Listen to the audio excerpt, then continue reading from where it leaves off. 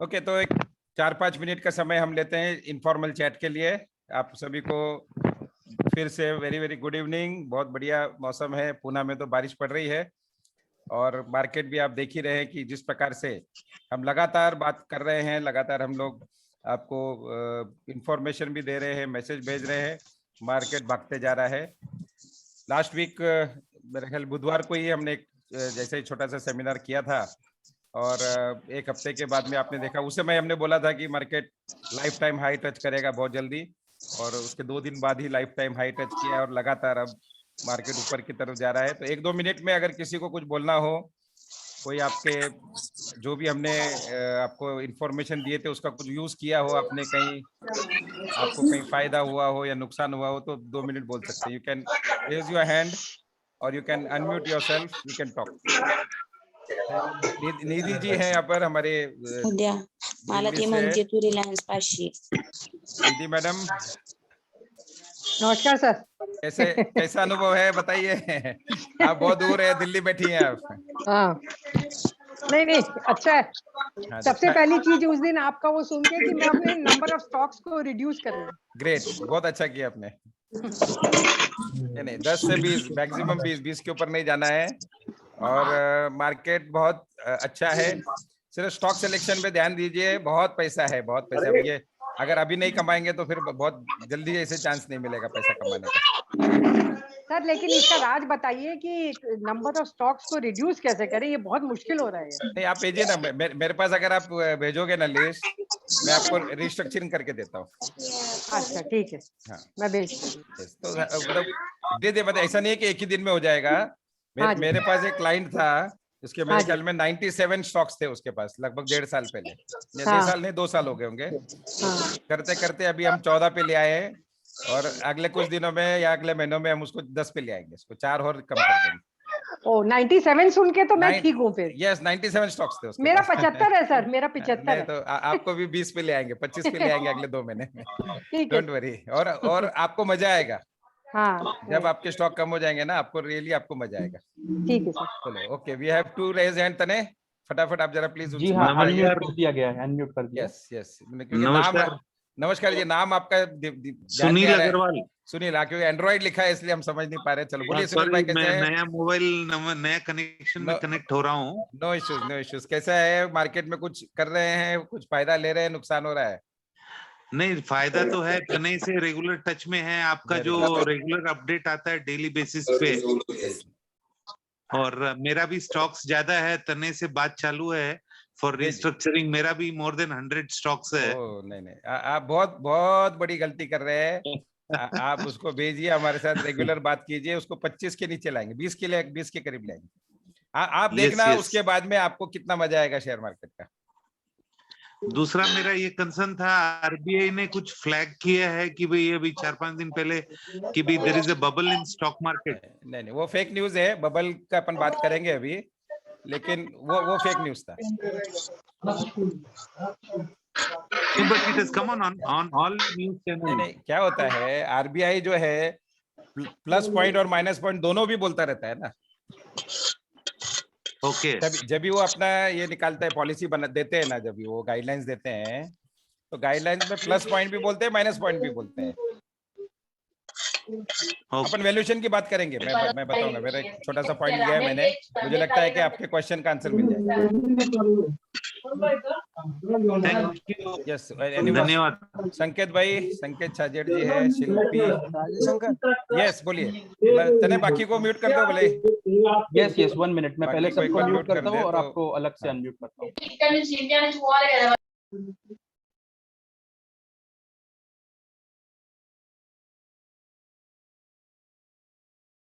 संकेत बात करना चाह रहे थे। यस संकेत भाई अनम्यूट कर बोलिए। हाँ राजेश अंकल। यस मेरे साथ मेरा एक दोस्त भी ज्वाइन हुआ यहाँ, नेविल करके। Very good. तो we are just 25 now. I know. हमारे लिए कुछ लॉन्ग टर्म के लिए कुछ शेयर बता सकते हो जो हम लोग बाद में रिटायरमेंट के लिए भी यूज कर सके, या मतलब लगे रहेंगे, क्योंकि हमारा कैपिटल छोटा होता है, बट फिर we are into long race horses now. नहीं आपका कैपिटल छोटा है, ये वो तो मुझे भी मालूम है कि आपकी कैपेसिटी कितनी है। अभी हम उस पर बात नहीं करेंगे, लेकिन जो ये सीरीज चालू हुई है, जैसा आपने पढ़ा होगा, this is the first presentation, right. ये पूरी सीरीज 30 स्टॉक हमने आइडेंटिफाई किए हैं पिछले 2-2.5 महीने का पूरा। ऐसा तो लास्ट ईयर भी हमने निकाला था, लेकिन अभी हमने उसको और एक्सटेंसिव स्टडी किया है। और ये 30 स्टॉक इस तरह से है कि अभी तो ऐसा हमें लगता है कि अगर आप लेके आपके रिटायरमेंट के लिए भी रखोगे तो भी आपको बहुत अच्छा पैसा मिलेगा। तो धीरे धीरे आपको ये सीरीज हम बोलते जाएंगे। आज हम 3 स्टॉक की बात कर रहे हैं। अगर आपको थोड़ा सा जल्दी है तो अपन पर्सनली मिलेंगे, अन्यथा हम हर 2-4 दिन में 3-3 स्टॉक के ऊपर एक्सटेंसिवली बात करेंगे, ताकि हमें सिर्फ नाम देने का मतलब नहीं है कि हम सिर्फ नाम दे रहे हैं, क्यों दे रहे हैं उसके पीछे का रीजनिंग भी हम डिस्कस करेंगे। ओके आप जस्ट फॉलो कीजिए, आपको बहुत मजा आएगा।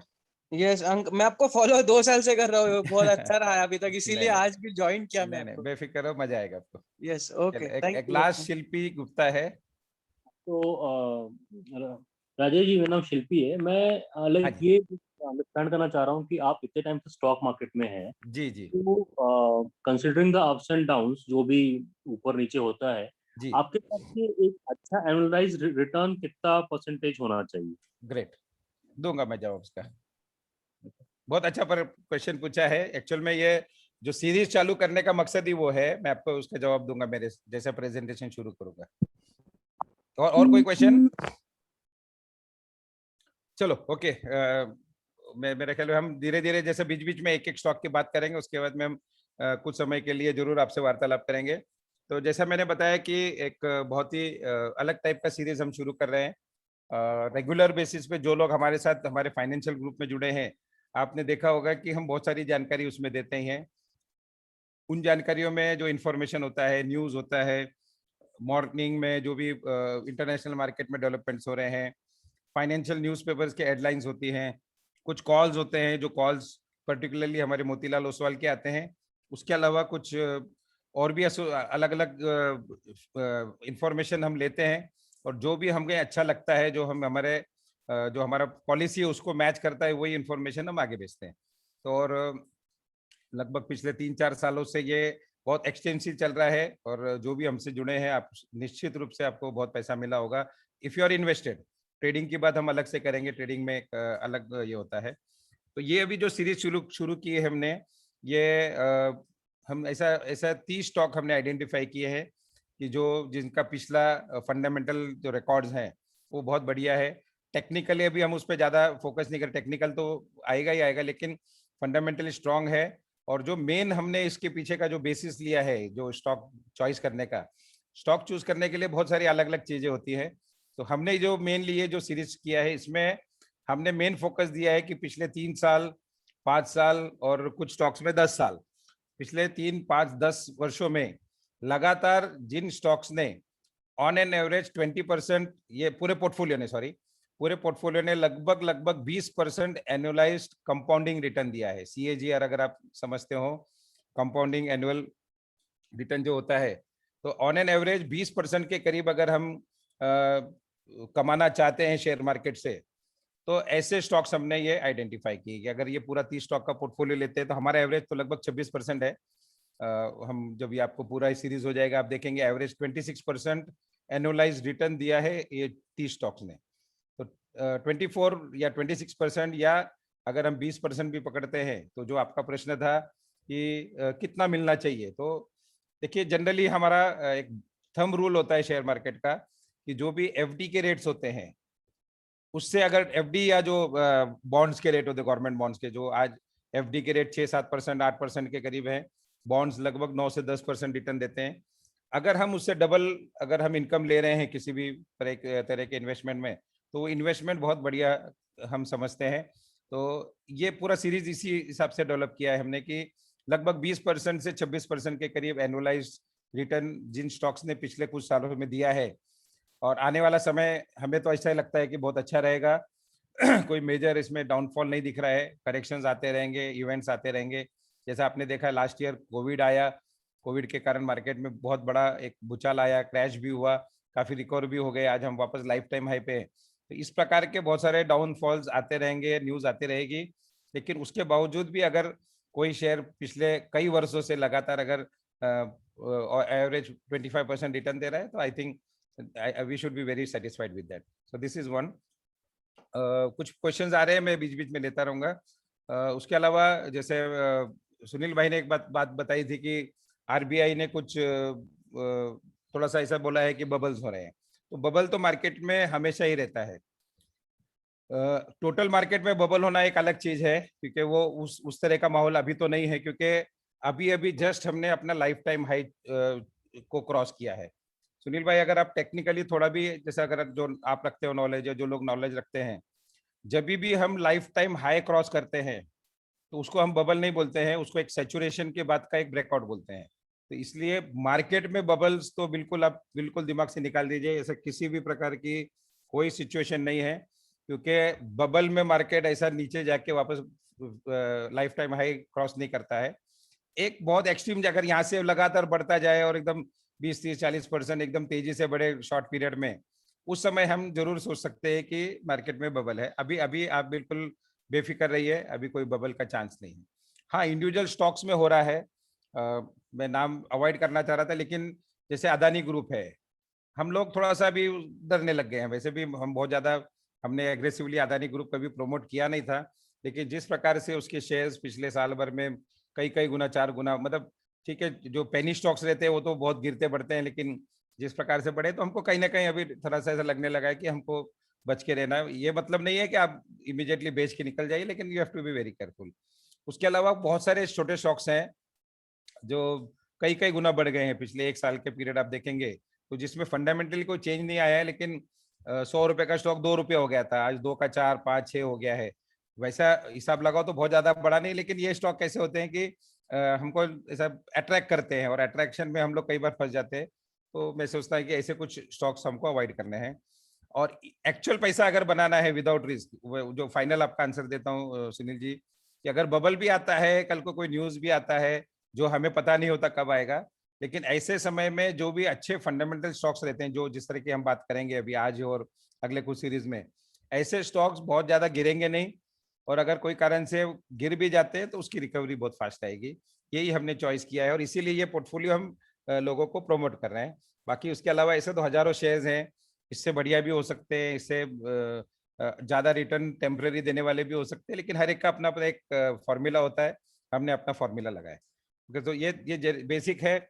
मैं फिर से आपको बता दूं, लास्ट वेडनेसडे हमने वेबिनार किया था, टॉपिक मुझे याद नहीं भी कौन सा था, लेकिन उस समय में मैंने बोला था कि भाई मार्केट बहुत जल्दी लाइफ टाइम हाई क्रॉस करेगा, और मेरे ख्याल में थर्सडे एक्सपायरी थी, फ्राइडे को ही हमने लाइफ टाइम हाई क्रॉस किया है। अभी भी लगभग ऊपर ही जा रहा है, मेजर कोई भी ऐसा कोई रीजन हमको दिख नहीं रहा। एक और विशेष बात उस समय हमने रिलायंस की बताई थी, रिलायंस वैसे आज भी मैंने लिया है अपने इसमें, तो रिलायंस उस समय भी हमने बोला था कि this will be very good stock for your portfolio, और आपने देखा होगा अगले 3-4 दिन में ही काफी अच्छा मूवमेंट दिया है। तो ये टोटल बेसिक है। आपको बेसिक बीच में अगर कोई प्रश्न है तो आप चैट बॉक्स पे डाल दीजिए, हैंड रेज कर लीजिए, तो जहां भी हम ब्रेक करेंगे हम उसको बोलेंगे। मैं आपको बता दूं फिर से कि हमने पूरे सीरीज में, जैसे हमने बताया कि 30 स्टॉक हमने ऑलरेडी आइडेंटिफाई किए हैं। हमारे पास जो बड़े पोर्टफोलियो जिनके भी हैं, हमने उनको ये देना शुरू कर दिया है, पहले से भी दे रहे हैं, कुछ स्टॉक्स अभी नए आए हैं उसमें, और बहुत सही ढंग से इसको डेवलप किया है। जिन लोगों को एक्चुअली इन्वेस्टमेंट करना है उनके लिए ये एक बहुत बढ़िया, मतलब एक आप समझ सकते हैं कि आपकी लाइफ बनाने वाला एक पोर्टफोलियो होगा। ओके, सो पहला स्टॉक में जो अभी हमने आज लिया है उसमें एशियन पेंट्स है। मैं आपको बता दूं कि जब भी हम लेंगे तो हो सकता है कि आपको पता ही हो, आप में से काफी लोग उसमें इन्वेस्टेड भी हो, काफी लोगों ने लिया भी होगा, बेच भी दिया होगा, लेकिन मैं उसमें और थोड़ा सा डीप में जाके बताऊंगा और आपको कन्विंस करने का प्रयत्न करूंगा कि क्यों ये रखना चाहिए। तो वो मेन बात है कि ये ऐसा नहीं कि स्टॉक ऐसे है जो आपको नहीं पता, और हम लोग रोज ही देख रहे हैं, आपने भी सुना होगा, लेकिन अभी भी जब हम मैंने अनुभव लिया कि जब मैं क्लाइंट्स को बोलता हूँ तो वो अभी भी कन्विंस नहीं होता, अरे ये तो इतना बढ़ गया है, ये तो अभी एकदम हाई पे चल रहा है, और ऐसा है वैसा है। तो वो चीज के लिए हम उसको डिस्कस कर रहे हैं। तो so first share in this series 30 stock के सीरीज में है एशियन पेंट्स। लगभग मैं समझता हूँ कि मैक्सिमम जो लोग हैं वो आपको पता ही चला हो ही गया होगा कि एशियन पेंट्स इतना बढ़िया स्टॉक है। अगर आप लोग जो भी यहाँ पर हैं, अगर जिनके पास है, आप यस कर डाल दें अगर चैट बॉक्स में, तो हमें भी पता चलेगा कितने लोग इन्वेस्टेड है और कौन नहीं है। नहीं है तो आप नो लिख दीजिए, जिन्होंने लिया है वो यस लिख दीजिए इफ यू हैव। अगर किसी के पास कोई डाउट है तो भी आप डाउट लिख सकते हैं। सो जब तक आप अपना आंसर डाल रहे हैं तो मैं आपको बता दूं कि ये हमारा इस पूरे सीरीज का फर्स्ट स्टॉक है। First of all Indian multinational brand है, पेंट की कंपनी है। आपको पता ही होगा कि manufacturing and selling of paints, coatings और होम डेकोर, कुछ बाथ फिटिंग्स वगैरह, ये भी उसकी सब्सिडीज हैं। एशियन पेंट्स का एक सबसे बड़ा जो फैक्टर है जो जिसके लिए हमने इसको चूज किया है और मैक्सिमम जो स्टॉक लिए उसमें यही एक कॉमन फैक्टर आपको दिखेगा कि ये अपने अपने फील्ड के मोनोपोली स्टॉक्स हैं। मोनोपोली स्टॉक्स किसको बोलते हैं कि अगर किसी एक कंपनी का उस पूरे सेक्टर में अबाउ 50% अगर शेयर है सेल्स में, तो हम उसको मोनोपोली स्टॉक बोलते हैं। तो काफी लोगों को नहीं का आ रहा है जवाब, यस के बहुत कम लोगों का है। अरुण सिंगला जी, उमेश मल्लावत जी ने यस लिखा है, विक्रांत जी, संकेत चाजेड़, वेरी गुड। लेकिन ज्यादातर लोगों ने अभी भी नो लिखा है, yes small quantity. Sunil ji आपका जितने स्टॉक है आप बड़ी क्वांटिटी ले ही नहीं सकते हैं, लेकिन दिलाएंगे आपको। Okay, great great great great great. चलो एक बहुत बढ़िया प्रश्न है कि how much quantity we shall buy. तो मैंने जैसे बताया कि अगर हम जो ये सीरीज बना रहे हैं इसमें 30 स्टॉक्स हैं, तो अगर कोई पूरा अच्छे ढंग से इसी में इन्वेस्ट करना चाहता है तो लगभग हर स्टॉक 3% से 4% के करीब आना चाहिए। अगर आप पूरा पोर्टफोलियो ले रहे हैं तो इसमें हो सकता है कि हम किसी को सिर्फ 10 स्टॉक दिलाएं, किसी को सिर्फ 20 स्टॉक दिलाएं उसके होल्डिंग के हिसाब से। तो अगर 10 स्टॉक ले रहे हैं तो आपको हर एक स्टॉक में 10% डालना है। अगर आप 20 स्टॉक ले रहे हैं तो आपको 5% डालना है। इस तरह से वो क्वांटिटी ली जाएगी। ओके, मैक्सिमम जो लोग हैं उनके पास नो का आंसर आया है। एक और प्रश्न है, how long we should invest. Okay, I reply that also.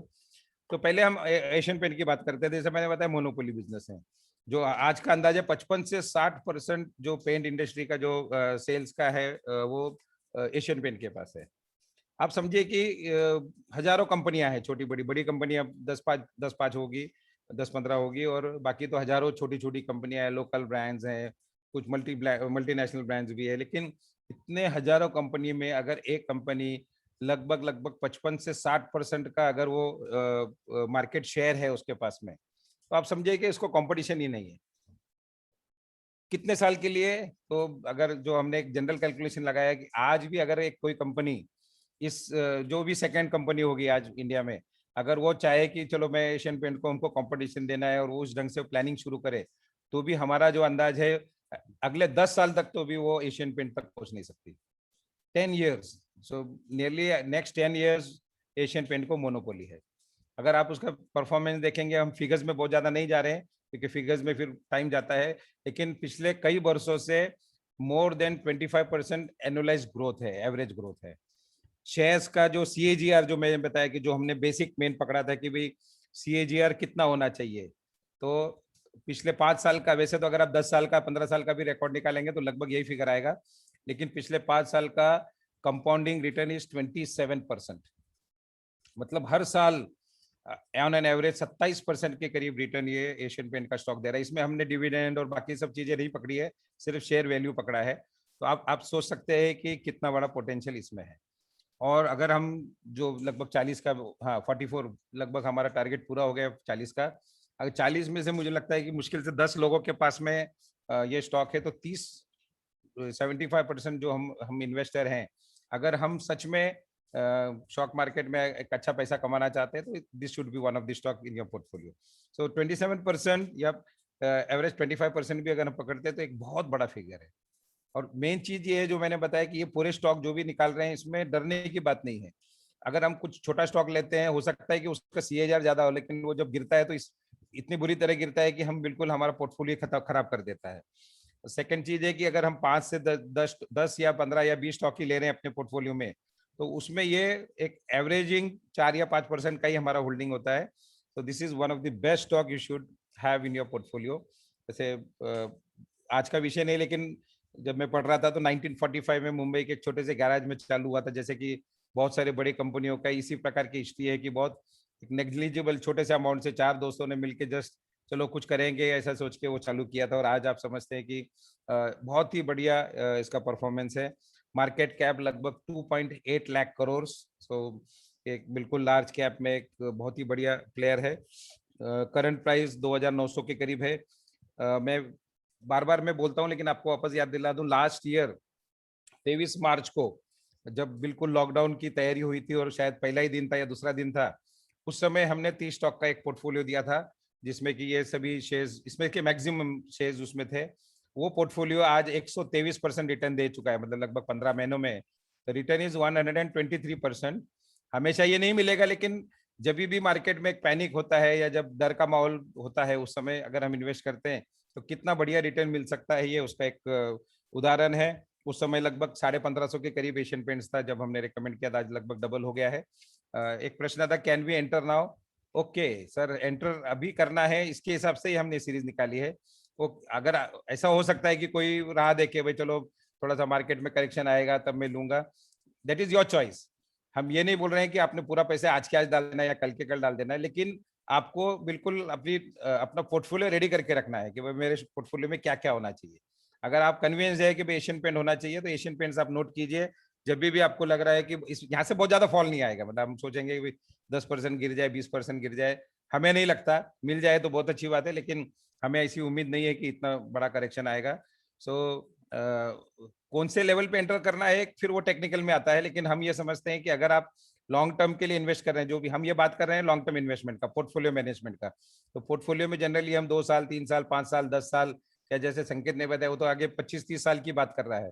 तो इस तरह के अगर हम पोर्टफोलियो या विजन देख रहे हैं, तो किसी भी लेवल में आप एंटर कीजिए। और ये पूरे 30 शेयर इस तरह के हैं कि जहाँ पे आपको रोज देखने की जरूरत ही नहीं है। हम तो वैसे ट्रैक करते ही हैं, लेकिन आप 15 दिन में या महीने में एक बार आप सिर्फ ट्रैक कर लो भाई कौन से इसमें कितनी मूवमेंट है, तो भी इनफ है। आप बिल्कुल शांति से आराम से रह सकते हैं, शांति से सो सकते हैं। इस प्रकार का ये स्टॉक है। आई थिंक एशियन पेंट्स आप सभी उसमें कन्विंस हो गए होंगे। आपको अभी भी किसी को कोई डाउट है, किसी को कुछ लग रहा हो, तो आप जरूर मैसेज डाल सकते हैं, वी कैन टॉक। या किसी को विशेष बात बोलनी है तो आप हैंड रेज कीजिए, हम आपको अनम्यूट भी कर सकते हैं। एशियन पेंट के बारे में बात करेंगे मेनली अभी। एशियन पेंट का जो भी मैंने आपको डाटा दिया, आपके पास कुछ है, आपका कुछ अच्छा बुरा अनुभव हो, you can write down, otherwise you can talk to me. या जिसके पास नहीं है, मैं अभी भी आपको कहूंगा कि this is one of the stock you should surely have in your portfolio. जिनके पास है, आप जैसा हम चर्निंग की बात करते हैं, जब भी आप चर्निंग करेंगे या दूसरे स्टॉक्स कम करेंगे, तो आपको ये एशियन पेंट आपके पोर्टफोलियो में इसकी संख्या बढ़ा सकते हैं। So everyone convince? कोई किसी का जवाब नहीं आ रहा है हाँ या ना का, या समझ में नहीं आया मैंने जो बोला? यस नो कुछ तो लिखिए। अगर आपको if you are convince at least right okay great, convince नहीं है तो नो लिखिए।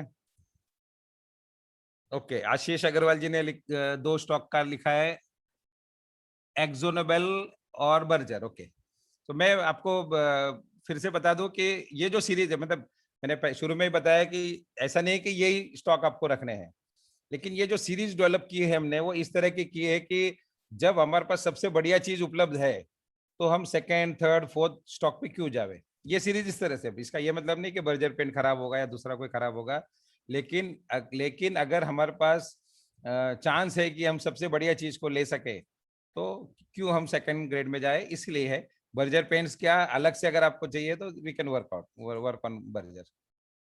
ओके, बाकी एक हैंड रेज आया है। हाँ, संजय जी ने लिखा है कि थोड़ा लोअर प्राइस है। मैं आपको बताया प्राइस कौन से लेवल पे एंटर करना है, ये काफी कुछ आपको भी सोचना है। हम ये समझते हैं कि अगर हम लॉन्ग टर्म के लिए सोच रहे हैं तो हमको बहुत ज्यादा राह नहीं देखना चाहिए। और मार्केट ने ब्रेकआउट दिया है, मेन बात है। मार्केट अगर नीचे होता है या डाउन ट्रेंड में होता, निश्चित रूप से हम सोच सकते थे। मार्केट ने भी ब्रेकआउट दिया है, तो डोंट वरी। आशीष जी और सुशील दोनों ने हैंड रेज किया है, आप उनको अनम्यूट कर लीजिए एक बार। IndiGo again same answer. We will go in this series, we will go for the best. हाँ, सुशील जी बोलिए। हाँ सर, गुड इवनिंग। सर मेरा भी वही क्वेश्चन था, मतलब एक सेक्टर में कितना लेना चाहिए? जैसे अभी पेंट सेक्टर में ठीक है, एशियन पेंट इज नंबर 1, लेकिन फार्मा सेक्टर हो गया, बैंकिंग सेक्टर हो गया, तो उसमें भी फिर अलग अलग ये लेना होगा क्या? नहीं, मैं वही आपको जो बता रहा था, जब ये नहीं, बहुत बढ़िया प्रश्न किया आपने। जैसे भी ये जो 30 स्टॉक जब आपके सामने पूरे आ जाएंगे अगले कुछ दिनों के बाद में, तो आप देखेंगे हमने इसमें सब अलग अलग सेक्टर ही चॉइस किए हैं। मतलब ऐसा नहीं कि एक सेक्टर का एक ही होगा। जैसे बैंकिंग है, बैंकिंग में एक स्टॉक लेके चलेगा नहीं, क्योंकि बैंक बहुत ये है, उसमें हमने 3 या 4 स्टॉक लिए है। लेकिन अगर किसी सेक्टर का हमको एक ही लेना है for example, so that should be the best one. तो हाँ, तो पेंट्स में इसके अलावा कोई चॉइस सर 60% अगर आप शेयर आपके पास में है, 60% बिजनेस आपके पास है, तो आपको क्यों दूसरे पास जाना है? 10% वाले के पास, 15% वाले के क्यों जाएंगे आप? नहीं सर, फिर उसमें रिस्क इन्वॉल्व होता है क्या? जैसा अभी यस बैंक में जैसा हो गया, means it was one of the best bank at that time, right, बराबर। लेकिन वैसा फिर एशियन पेंट के साथ अगर कुछ होता है तो फिर अपना डाइवर्सिफाइड नहीं होगा ना पोर्टफोलियो। नहीं, ऐसा है, देखो ये तो शेयर बाजार है, किसी के बारे में हम नहीं बोल सकते। कल अपने बहुत साल पहले सत्यम का सभी के सामने एग्जांपल है, किसने सोचा था ऐसा होगा? तो शेयर मार्केट में हर चीज हो सकती है और हर चीज को पकड़ के ही चलना पड़ता है। जो हम पोर्टफोलियो की बात करें, मैं आपको एकदम एक लाइन में आंसर देता हूँ ताकि आपको समझ में आ जाए। पोर्टफोलियो बनाया इसलिए जाता है, जो हमने बोला कि 10 स्टॉक, 15 स्टॉक, 20 स्टॉक, या अगर कोई बहुत ही ज्यादा एग्रेसिव है तो 30 स्टॉक अगर आप ले रहे हो, तो मैंने बताया कि एक स्टॉक में या एक सेक्टर में आपका जो टोटल एक्सपोजर है वो 3%, 4% या 6% है। तो अगर भगवान ना करे कोई ऐसा एक इंसिडेंट हो जाता है, एक आधा कंपनी फेल भी हो जाती है, तो आपके पूरे 100% के उसमें सिर्फ 3 या 4% का एक्सपोजर है।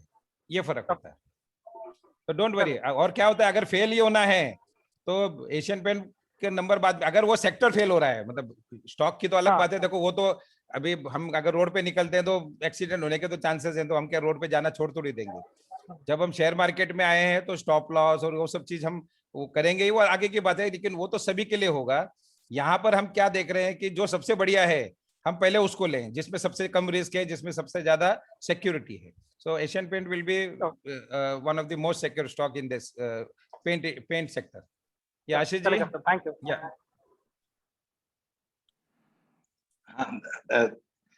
थैंक यू सर, आप डिस्कशन में मेरे को भी मौका दिए मेरी बात रखने का। हम ये बोलना चाह रहे थे सर कि एशियन पेंट में हम देख रहे थे कि उन लोग का बीपीजी के साथ पार्टनरशिप होने के बाद जब उनकी फॉरेन पार्टनरशिप आई है तो उनके पास तो फंड्स आना चाहिए, लेकिन उन लोगों ने कोई एक्सपेंशन तो किया नहीं और अपना 11% इक्विटी को प्लेज भी रखा हुआ है जी। जबकि कोई पेंट इंडस्ट्री को आप देखिए किसी के भी शेयर्स प्लेज नहीं है एशियन पेंट को छोड़ के। तो मैं यही जानना चाह रहा था कि उनकी ऐसी क्या स्थिति है कि वो अपने शेयर्स को प्लेज रखे।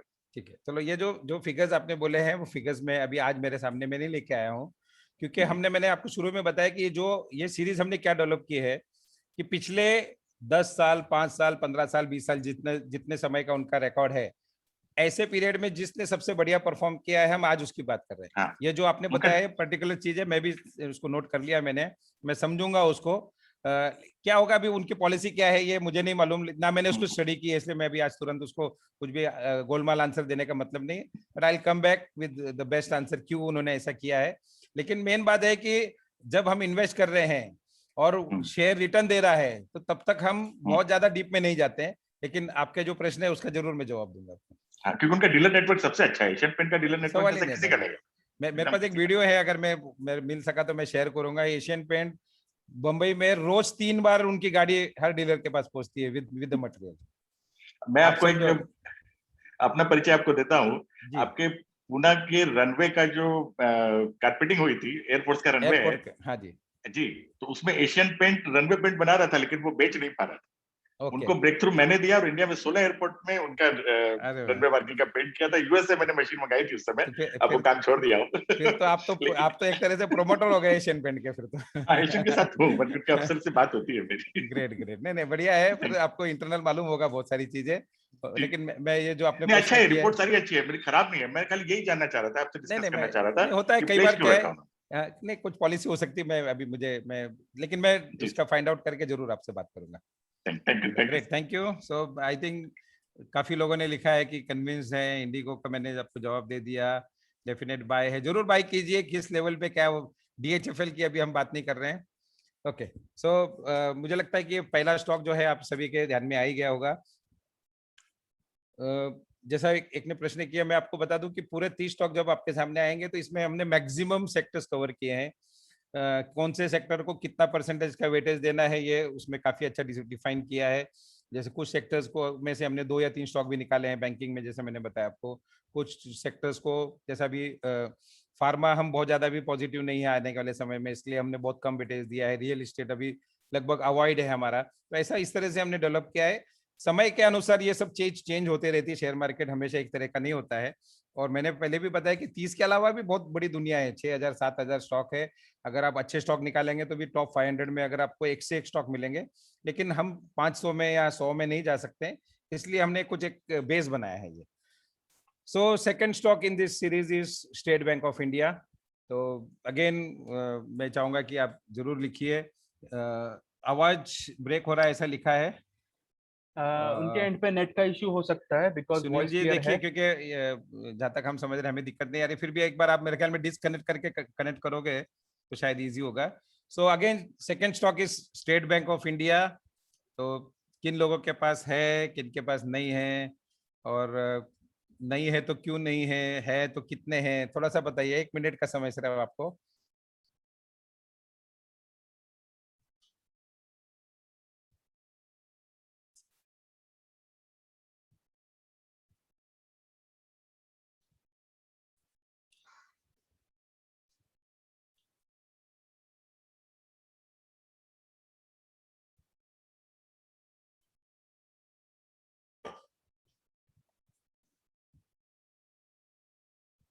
चलो, जो अभी तक जो आए हैं उसमें मेरे ख्याल में अबाउट 50% लोगों के पास स्टेट बैंक है। तो मेरा काम बहुत आसान हो गया है अभी इसमें, क्योंकि ऑलरेडी आप में से ज्यादातर लोगों ने स्टेट बैंक में इन्वेस्ट किया है। और जो मैं देख रहा हूँ कि क्वांटिटी भी ऐसा नहीं है, कि कुछ लोगों ने बोला है कि बहुत कम लिया है। PSU banks have been a big no. Correct है सुनील भाई, काफी समय से हम भी अवॉइड कर रहे थे। पब्लिक सेक्टर बैंक को हमने काफी वेटेज दिया था हमारे पूरे पोर्टफोलियो में, लेकिन एक PSU रखना जरूरी है, उसका जवाब मैं दूंगा आपको क्यों। ओके, सो मैक्सिमम लोगों के पास है, गैलेक्सी ने लिखा है कि 420 में सोल्ड किया है।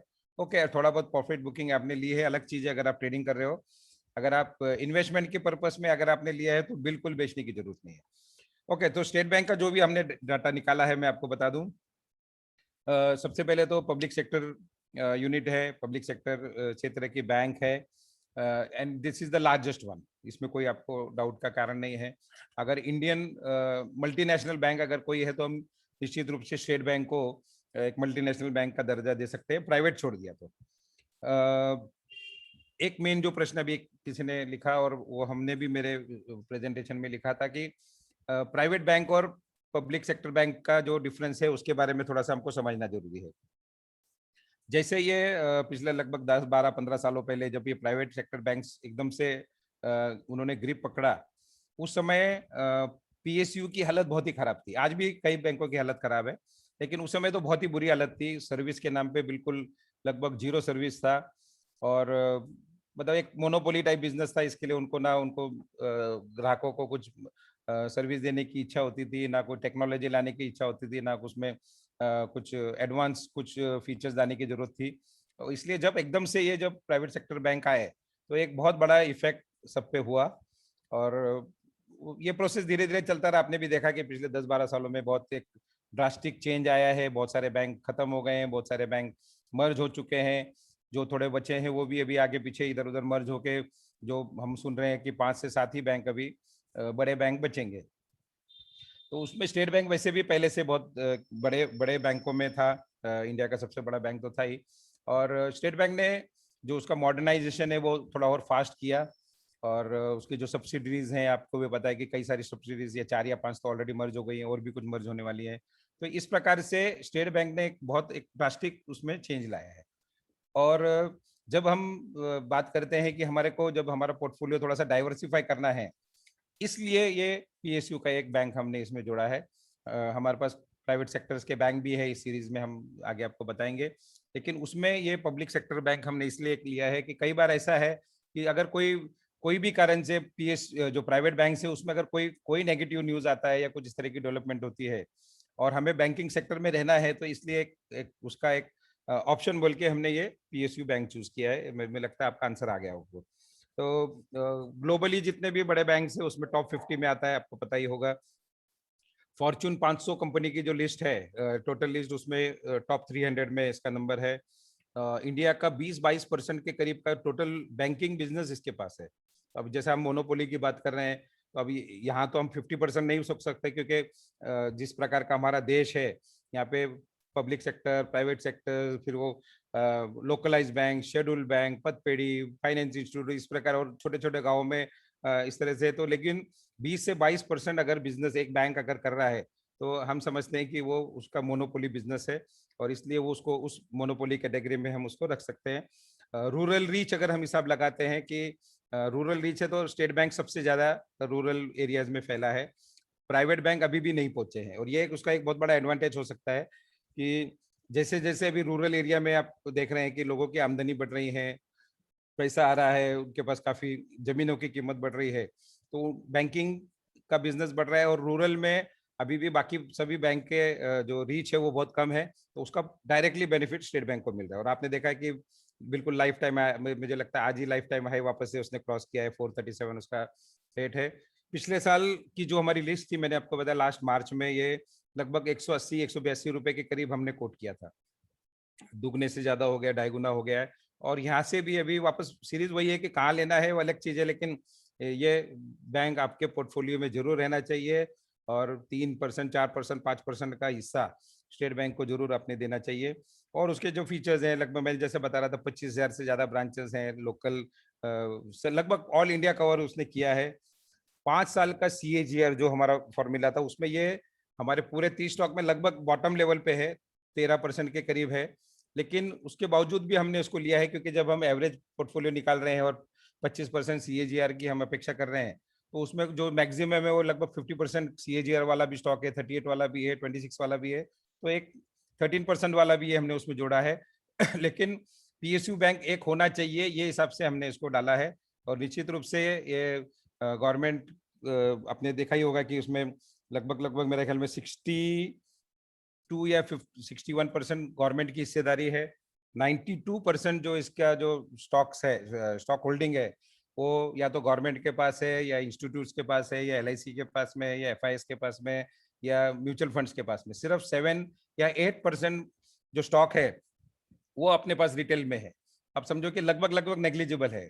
तो इसके लिए 92% जब बड़े इन्वेस्टर्स ने ले रखा है, तो ये लोग कभी भी बेचते नहीं है स्टॉक को, ये बहुत लंबे पीरियड के लिए रखते हैं। अगर अनलेस कोई बहुत बड़ा इफेक्ट आए, तो हम समझते हैं कि 92% जब लोगों ने उसको कैप्चर करके रखा है, तो 8% स्टॉक रिटेल में बहुत ज्यादा उसको क्वांटिटी नहीं है। तो उनका जब कन्विक्शन है, तो निश्चित रूप से हमारा भी कन्विक्शन उस पर होना चाहिए। इसका और एक बेनिफिट जो है, जो जिसकी वजह से ये स्टॉक हमने चूज किया है, तो इसकी जो सब्सिडरीज हैं, SBI कैपिटल, आप जानते हो, SBI कार्ड्स का वो ऑलरेडी लिस्ट हो चुका है, लेकिन काफी अच्छा ग्रो कर रहा है। और जो जिस बिजनेस में SBI कार्ड्स हैं, वो अभी आगे आने वाले समय में बहुत अच्छा जाएगा। SBI कार्ड भी हमारा एक फेवरेट है, लेकिन इस सीरीज में हम नहीं ले पाए उसको। SBI लाइफ इंश्योरेंस बिजनेस है, SBI म्यूचुअल फंड बहुत अच्छे ढंग से कर रहा है, और म्यूचुअल फंड इंडस्ट्री बहुत आगे ग्रो करेगी। तो ये सब देखते हुए हमने इसको चॉइस किया है। One of the largest employees देने वाला ये कंपनी है, 2 लाख से ज्यादा इसके एम्प्लॉयज हैं इंडिया में। तो इस प्रकार से ये कंपनी है। तो मुझे लगता है कि SBI निश्चित रूप से आपके पास होना चाहिए लॉन्ग टर्म के लिए। ये 13% जो CAGR दिख रहा है, ये मैं समझ रहा हूँ कि ये भी थोड़ा सा हमको कम दिख रहा है। आने वाले समय में 15% के आसपास अगर CAGR, अगर एक अच्छा बैंक और जो सबसे स्ट्रांग बैंक है वो हमको दे रहा है, जो लगभग FD से डबल, अगर हम SBI में FD कर रहे हैं तो 7-8% रिटर्न मिल रहा है, अगर उसका स्टॉक हमको एवरेज 15% से ज्यादा रिटर्न दे रहा है, तो I think this is one of the best bank. आपको इसमें और कोई कमेंट्स हैं तो आप बोल सकते हैं। यस, ब्रिजेश जी ने बताया NPA लेवल बहुत कम है, मैंने उसको नोट नहीं किया था, लेकिन thank you for update. NPA बहुत कम है, और अभी जिस प्रकार का जो उसका मैनेजमेंट है, बहुत ही प्रोएक्टिव मैनेजमेंट है। मैं जब उसका पूरा स्टडी कर रहा था, आने वाले समय में ये निश्चित रूप से प्राइवेट सेक्टर बैंक्स को ये बहुत अच्छे ढंग से कम्पीट करेगा। कोई भी आप कमेंट चाह रहे हैं या किसी को कुछ बोलना है, तो हम पहले अभी स्टेट बैंक का बात करेंगे। राजकुमार गोयल ने लिखा है कि बहुत पहले में निकल गया था, कोई बात नहीं, निकल गए तो वापस एंटर कर सकते हैं, मार्केट में बहुत शेयर अवेलेबल है, जरूर आइए उसमें। Your view on PNB and बंधन, ठीक है, मैं आज बात नहीं कर रहा हूँ, इंडियन बैंक आज बात नहीं कर रहा हूँ। रेट नॉट हाई, मतलब रेट बहुत हाई है। मैं आपको बार बार बोलता हूँ, अगर आप शेयर मार्केट, चूंकि संकेत जी आप ज्यादा पुराने नहीं है, लेकिन मैं आपको बता दूं कि हाई लो ऐसा नहीं होता है, वैल्यूएशन का हिसाब लगाया जाता है। आज अगर लाइफ टाइम हाई अगर क्रॉस किया है, कोई तो ले रहा है ना, और आपके मेरे जैसे जो हम 100 200 500 शेयर लेते हैं उनकी वजह से लाइफ टाइम हाई नहीं आता है कोई भी स्टॉक में, और इतने बड़े स्टॉक में। छोटा स्टॉक तो क्या है, अगर कोई 10-20 लाख स्टॉक शेयर ले लेगा तो मूवमेंट आता है। स्टेट बैंक हो गया, रिलायंस हो गया, या इस तरह के जो स्टॉक्स हैं, इसमें लाइफ टाइम क्रॉस करने के लिए बहुत बड़े बड़े इन्वेस्टर्स ने उसमें बहुत बड़ी क्वांटिटी ली है, और वो बिल्कुल उसको बेचने के लिए बाजार में नहीं ला रहे हैं। इसलिए डिमांड सप्लाई का जब गैप होता है, डिमांड ज्यादा होता है, सप्लाई नहीं होता है, तभी लाइफ टाइम हाई आता है। लाइफ टाइम हाई को आप रेट हाई मत समझिए, आप ये समझिए कि this is a new breakout. तो इसलिए उसमें वो उस तरह से एंगल से अगर हम हिसाब लगाएंगे तो हम 52 वीक वाला स्टॉक लेंगे तो चलेगा क्या, वो तो बहुत सस्ता है। तो इस तरह से नहीं चलता। मैं एक एग्जांपल देता हूँ, जब हम क्लासेस लेते हैं तो मैं आपको एग्जांपल देता हूँ लोगों को। बहुत सिंपल एग्जांपल है। आपको पुणे से बंबई जाना है, आप बस स्टॉप पे जाके खड़े हैं, आपको एक बहुत ही बढ़िया बस उधर आके खड़ी है, एसी बस है, बहुत अच्छे ढंग से सजाया हुआ सब चीज़ है, लेकिन ड्राइवर और कंडक्टर का भी कोई पता नहीं है वहाँ पर, और वहाँ कोई बोर्ड भी नहीं लगाया कि कब जाएगी क्या जाएगी, सिर्फ एक बस बहुत बढ़िया आके खड़ी है, और एक दूसरी बस आती है, थोड़ा मीडियोकर है, लेकिन ड्राइवर भी बैठा हुआ है, कंडक्टर घंटी बजाने को तैयार है, चलो चलो चलने के लिए। तो हम कौन सी बस में बैठेंगे? सिंपल सी बात है ना, जो बस चल रही है, जो बस मूवमेंट में है, हम उसमें बैठेंगे। तो दूसरी बस हो सकता है कि अगले 24 घंटे के बाद जावे या नहीं जावे, या हो सकता है बंद पड़ी हो, कुछ भी हो सकता है। तो इस तरह से जब मूवमेंट रहता है तो मूवमेंट में हमको एंटर करना चाहिए। सो जो स्टॉक 52 वीक हाई पे है या लाइफ टाइम हाई पे है तो वो मूवमेंट में है, ऐसे मूवमेंट में ही स्टॉक में अपने को एंटर करना चाहिए। सो एनी अदर, किसी का और कुछ स्टेट बैंक के बारे में किसको बोलना हो, किसी को कोई डाउट हो या कुछ आपको एग्जांपल देना हो? एक छोटा सा इंटरप्शन करता हूँ। बोलिए। कुछ लोग बोल रहे हैं कि उनको वॉइस नहीं आ रहा है। अच्छा, तू आ रहा है? मुझे आ रहा है। पार्टिसिपेंट से रिक्वेस्ट है, अगर आपको वॉइस क्लियर आ रहा है तो चैट बॉक्स पे प्लीज यस लिख दीजिए। अगर किसी को पर्टिकुलर इश्यू है तो देख सकते हैं। 2-3 जनों को इश्यू था, मैंने उनको वापस रिकनेक्ट करवाया है, उनको वॉइस आ गया। लेकिन ओके, एक बार देख लीजिए, जिसको ज्यादा इश्यू है एक बार आप चैट बॉक्स पे डाल दीजिए, अगर मेजर इश्यू है तो हम उसको कुछ और व्यवस्था करेंगे। उन्होंने कुछ डाला था कि वेबएक्स या क्या वैसा किसी ने डाला था, अभी मैं देख रहा था। जूम के अलावा दूसरा प्लेटफॉर्म सजेस्ट कर रहे थे। तो आप कल नेक्स्ट सीरीज के लिए देख लेना, अगर अपने को लगता हो कि दूसरा कोई बेटर है तो हम उसमें जा सकते हैं। चलो ओके। सो स्टेट बैंक के बारे में किसी का और कोई इशू है? नहीं है तो मैं फिर से वापस बात करूंगा, वापस आपसे रिक्वेस्ट करूंगा कि ये जो भी 30 स्टॉक का हम सीरीज दे रहे हैं इसको बहुत सीरियसली लीजिए। मैं ये नहीं बोलूंगा कि पूरे 30 के 30 आपको लेने हैं, लेकिन इस पे ध्यान देना है। ये हमने बहुत काफी रिसर्च करके और काफी मेहनत करके हमने ये स्टॉक आइडेंटिफाई किए हैं। तो इसके लिए मतलब आपको अब वो डरना नहीं कि क्यों, कि भाई क्या उसमें डिटेल में जाए। हमने पूरा डिटेल निकाला है, पूरा निचोड़ करके ही ये स्टॉक निकाले हैं। तो वापस उसमें डिटेल में अपने को जाने की जरूरत नहीं कि उसका फॉर्मूला क्या है।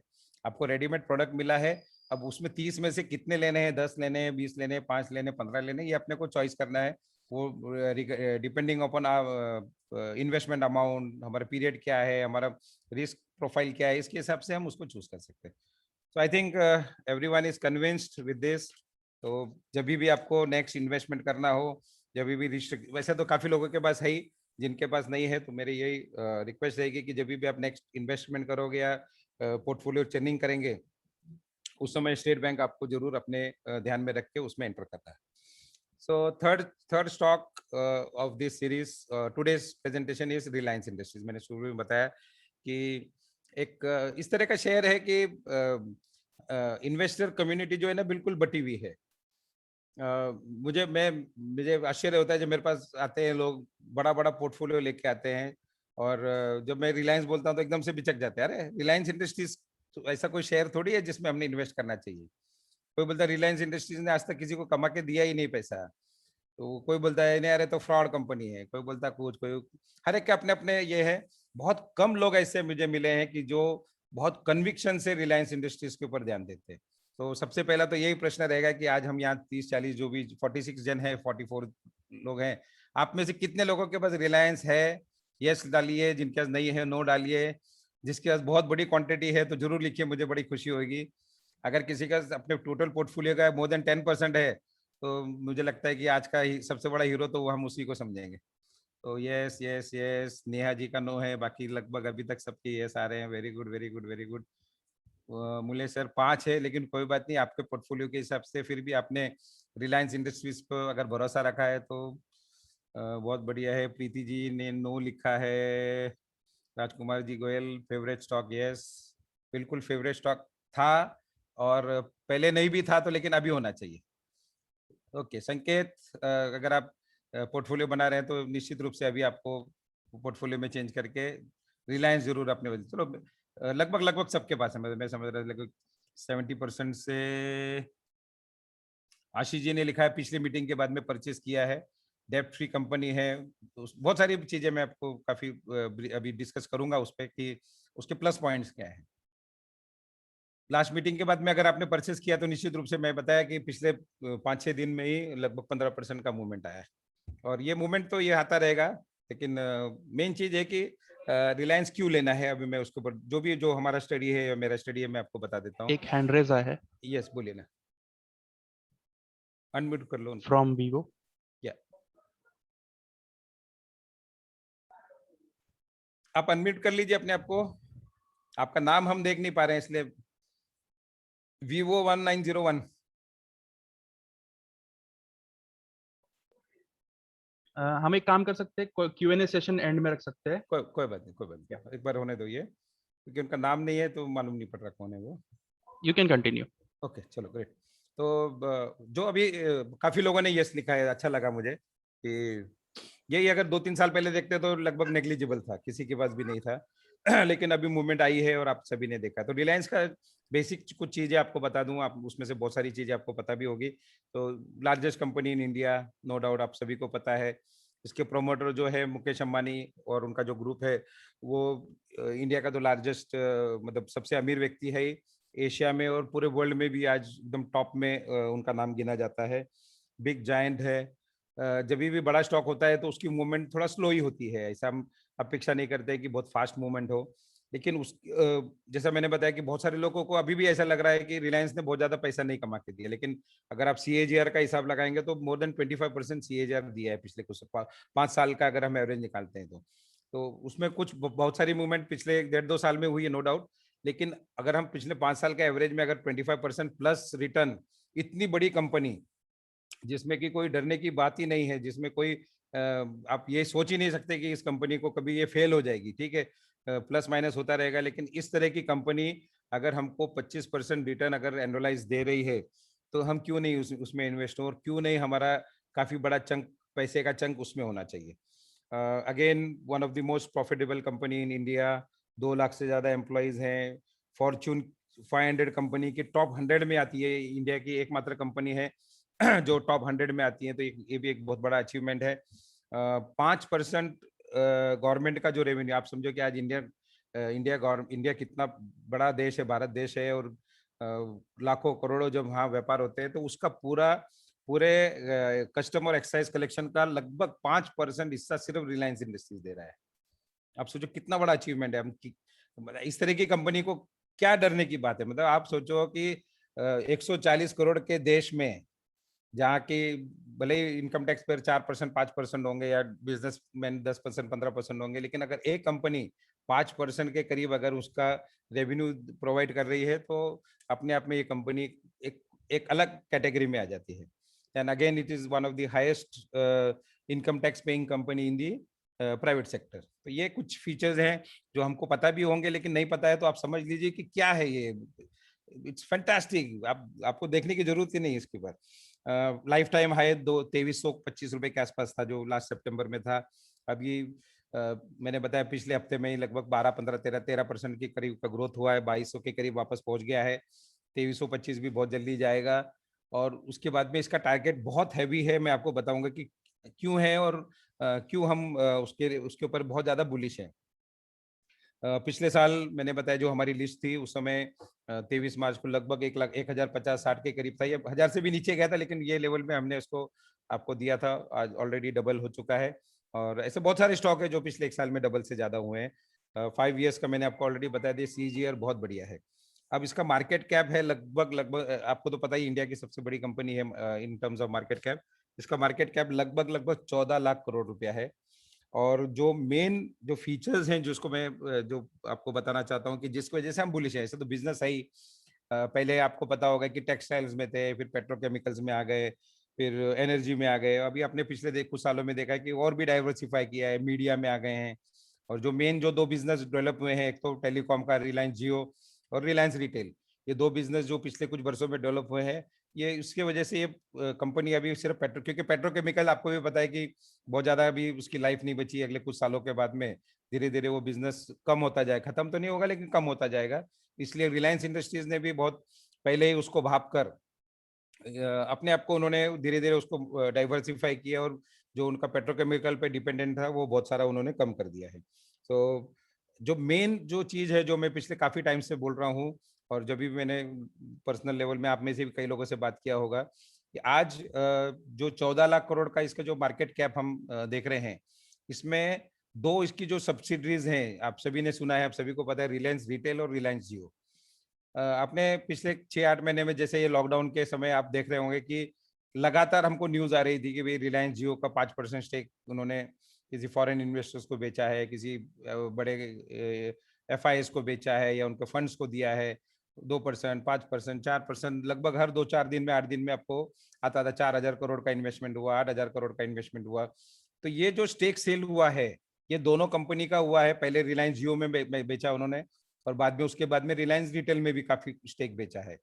अब ये जो स्टेक जिनको भी बेचा है, ये वर्ल्ड के सबसे नामी और सबसे बड़े फंड्स में से उनके नाम है। नाम अभी मैं नहीं लूंगा, लेकिन आप सभी ने उसको पढ़ा है, सुना है। तो इन लोगों ने जब पैसा लगाया है तो बिल्कुल सोच समझ के ही पैसा लगाया है, लॉन्ग टर्म के लिए लगाया है। जो मेन बात होती है कि वो उनको अभी 1-2 साल में वो बेचना नहीं है या स्टेक सेल करना नहीं है। ये हो सकता है कि 10 साल, 20 साल, 30 साल, 5 साल उस पीरियड के लिए इन्होंने इन्वेस्ट किया है। उसका एक जो मेजर जो बात थी या जो एक मेजर फीचर था जब स्टेक सेल किया, तो वो ये था कि इनको ये अगले कुछ सालों में लिस्टिंग करनी है, दोनों स्टॉक की, जियो और रिटेल। और वो लिस्टिंग ना सिर्फ इंडिया में होगी, पूरी उम्मीद है कि नैस्डैक में भी, यूएस मार्केट में भी वो लिस्टिंग होगी। उस समय जब ये स्टेक सेल हुआ था लास्ट ईयर, तो रिलायंस जियो का वैल्यूएशन लगभग 6 लाख करोड़ पकड़ा गया था। उस वैल्यूएशन के हिसाब से स्टेक सेल हुआ। रिलायंस रिटेल का जो अभी पिछले कुछ महीनों में हो रहा है, लगभग 5 लाख करोड़ रुपए का वैल्यूएशन पकड़ के स्टेक सेल हो रहा है। और ये वैल्यूएशन धीरे धीरे बढ़ ही रहा है, इसमें कम नहीं होगा, क्योंकि अभी तक तो ना रिलायंस जियो ने मेजर कोई प्रॉफिट कमाया, ना रिलायंस रिटेल ने कमाया है, लेकिन उसके बावजूद भी इतना बड़ा वैल्यूएशन मिला है। अब जैसे जैसे ये सैचुरेशन होगा और ये कंपनियां प्रॉफिट में आएगी, उसके बाद में इस वैल्यूएशन में भी बहुत बड़ा ग्रोथ होगा। तो जब ये दोनों भी कंपनी लिस्ट होगी, जो हमारा अंदाज है कि मैक्सिमम 2022 दिसंबर के पहले ये अगले 1.5 साल में ये लिस्ट होनी चाहिए। उस समय उन्होंने 2 साल का पीरियड अप्रोक्सीमेटली बोला था। तो ये उसके बाद में ये जो आज का 14 लाख करोड़ का जो मार्केट कैप है, उसमें ये मिनिमम 11 लाख करोड़ तो ऐड होना ही होना है। उससे ज्यादा भी हो सकता है, लेकिन एक मोटा मोटी आपको हिसाब बता रहा हूँ। तो उसकी वजह से इसकी जो रिलायंस इंडस्ट्रीज के जो शेयर होल्डर आज हैं, उनको बहुत एक बड़ा अप्रिसिएशन इस पूरे लिस्टिंग के साथ मिलेगा। और लिस्टिंग के समय निश्चित रूप से वो आज के रेट से बहुत हाईवी रेट पे लिस्टिंग होगा। तो इसलिए ये एक बहुत बड़ा उसका जो बिजनेस है, उसका जो परफॉर्मेंस है, उसकी जो प्रोमोटर है या जो भी है, वो सब अपनी जगह है ही। लेकिन ये एडिशनल एक बहुत बड़ा इवेंट आने वाले 12 से 18 महीने में होने वाला है, और जिसकी वजह से एक बिल्कुल री रेटिंग हो जाएगी रिलायंस इंडस्ट्रीज की, एकदम री रेटिंग हो जाएगी। हम सोच भी नहीं सकते इतना उसमें एक अलग तरह का उसमें री रेटिंग होगा। इसलिए हमारा जो अंदाज है, और मैं ये आज से नहीं बोल रहा हूँ, मैं लगभग पिछले 2-3 महीनों से जिन्होंने भी मेरे से पर्सनल बात की है, हमने 4,000 का टारगेट रखा है। 2 साल का टारगेट हम पकड़ रहे थे, जब 1800-1900 था तब से हमने बोलना शुरू किया है। बाद में 2300 गया, फिर से गिर गया, फिर थोड़ा बढ़ा, फिर गिर गया। लेकिन अभी भी हमारा टारगेट 4,000 का बिल्कुल इंटैक्ट है। ज्यादा भी जा सकता है, लेकिन ये एक लोएस्ट टारगेट हम पकड़ रहे हैं कि अगर अगले 2 साल में भी अगर यहाँ से हम लगभग 100% या 90% अप्रिसिएशन आज के रेट के हिसाब से पकड़ते हैं इंडिया के सबसे बड़ी कंपनी का, तो आई थिंक ये स्टॉक 100% आपके पास में रहना ही चाहिए, आपके पोर्टफोलियो में रहना चाहिए। और जिनको सच में सेफ स्टॉक्स में इन्वेस्ट करने की इच्छा है, उनके पास तो निश्चित रूप से रिलायंस इंडस्ट्रीज होना चाहिए। तो ये उसका एक बहुत बड़ा रीजन है। और वैसे तो मैं समझ रहा हूँ काफी लोगों ने लिया भी है, काफी लोगों के ऐसा है, लेकिन आप उसको, जैसा मैंने बताया कि 4 से 5% आपके पोर्टफोलियो का जो हिस्सा है वो रिलायंस होना चाहिए। और अगर समझो मार्केट को कल को अगर बहुत बड़ी दिक्कत आने वाली है, ऐसा हम पकड़ के भी चलते हैं कि भाई मार्केट में बहुत बड़ा फॉल या बहुत बड़ा नहीं लेकिन करेक्शन भी आता है, तो करेक्शन के पीरियड में Reliance Industries will be one of the most safest stock, बहुत ज्यादा गिरेगा नहीं वो। तो ये इसका फीचर है। मेरे ख्याल है कि आज के अपने तीनों स्टॉक्स आपके सामने आ गए हैं। First was Asian Paint, monopoly, SBI, the best PSU stock, PSU bank stock, और रिलायंस इंडस्ट्रीज जो इंडिया का सबसे बड़ा स्टॉक है। और जो उन्होंने सपना देखा है, आपने सुना भी था कि मुकेश अंबानी का भी एक जो विजन है वो बहुत बड़ा है कि अब इसको इंडिया की टॉप मोस्ट कंपनी से ग्लोबल जो टॉप 100 में है, तो मैं समझ रहा हूँ टॉप 50 या टॉप 25 में भी लाने का उनका संकल्प है। तो मुझे लगता है कि उस एंगल से भी अगर हम सोचेंगे तो Reliance Industries will be one of the best stock in your portfolio. So आप जो भी आपके अभिप्राय हैं, आपको जो बोलना हो तो बोल सकते हैं। आपको कुछ पर्सनल बात करनी है तो यू कैन अनम्यूट योरसेल्फ या रेज योर हैंड, और आपने व्यूज डालिए। अब अगर आपको कोई चीज नहीं समझ में आई है तो भी आप लिख सकते हैं, समझ में आई है तो और भी अच्छी बात है, क्योंकि ये इंटरेक्शन है। क्योंकि यहाँ पे जब तक हम बातचीत नहीं करेंगे तब तक मुझे भी नहीं पता चलेगा कि आपको कितनी बात, मेरी बात आप तक पहुंच रही है या नहीं पहुंच रही। If you like it, okay, you can yes कीजिए, हेलो कीजिए, कुछ तो लिखिए उसमें, ताकि हमें भी लगे कि हमारी बात आप तक। Okay, great selection, yes sir. आप जब पूरे 30 स्टॉक को आप जब जान जाओगे तो you will be very glad कि आपको एक बहुत बढ़िया सिलेक्शन हम आपको दे रहे हैं। Yes, all three you should have all three and not only all three। 30 में से 10, 15, 20 स्टॉक आप निश्चित रूप से आपके पास रखिए, और उसके बाद में आपको सच में शेयर मार्केट का जो एक मजा है, जो उसका जब हम अच्छा प्रॉफिट कमाते हैं लॉन्ग पीरियड में वो उसका आपको फायदा मिलेगा। और ये इससे भी बढ़िया स्टॉक आप आने वाले समय में आपको देंगे। ये तो फर्स्ट 3 है जो हमारे टोटल 30 स्टॉक में आपको और भी बहुत अच्छे स्टॉक्स दिखेंगे। So can we announce that retail Reliance list? Okay, तो जैसा तने जी ने बताया कि जो बहुत सारे अनलिस्टेड जो कंपनियां होती है वो भी, उसके भी शेयर्स ट्रेड होते हैं। तो दैट इज ऑफिशियली ट्रेडेड। आप जो आज का, उसमें सिर्फ एक ही दिक्कत होती है कि वो मार्केट में ट्रेड नहीं होने के कारण रेट्स में फ्लक्चुएशन थोड़ा सा ज्यादा रहता है। लेकिन अभी तने ने जो मुझे बताया है कि रिलायंस रिटेल अनलिस्टेड शेयर लगभग 2000 रुपए के करीब आज उसका वैल्यू है। तो जनरली क्या होता है कि जो आज अनलिस्टेड शेयर का जो भी वैल्यूएशन है वो लिस्टिंग आते आते, आपने देखा होगा पेटीएम का भी लास्ट वीक ही एकदम डिक्लेयर हुआ कि आज का इंडिया का सबसे बड़ा आईपीओ ला रहे हैं वो। 3-4 दिन के अंदर उसके अनलिस्टेड शेयर की कीमत 80% बढ़ गई 3 दिन में, जैसे अनाउंस हुआ। तो जब भी लिस्टिंग होती है, लिस्टिंग के पहले उसकी वैल्यूएशन बहुत बढ़ती है, लेकिन इसमें रिस्क फैक्टर यही रहता है कि हमें पता नहीं होता कि वो लिस्टिंग कब होगी।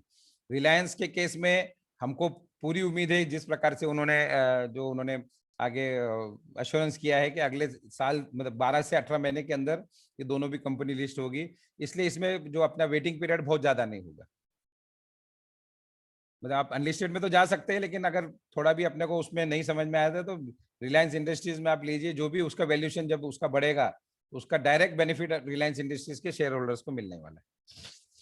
Okay, so when will be the next session? बहुत जल्दी आपको ग्रुप में मालूम पड़ जाएगा। हम कोशिश कर रहे हैं हर 2 या 3 दिन में हम एक सेशन आपको लाएं।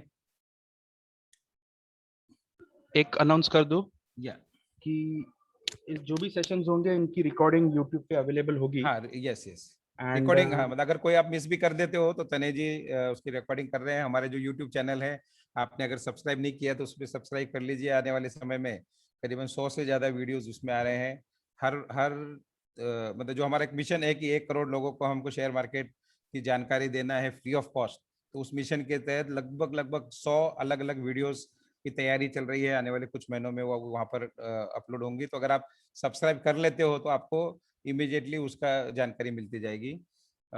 नज़ारा का एक तने ने अभी जस्ट मुझे भेजा है कि हमारे कुछ इन्वेस्टर्स ने लिया भी था 1100 रुपये में वो था, और उसके मेरे ख्याल में 6 या 7 महीने के बाद में आईपीओ हो गया, तो लगभग 2000 रुपये तक चला गया था, लगभग डबल हो गया था। और जनरली होता है ऐसा कि लिस्टिंग के समय लगभग 100% अप्रिसिएशन होता है।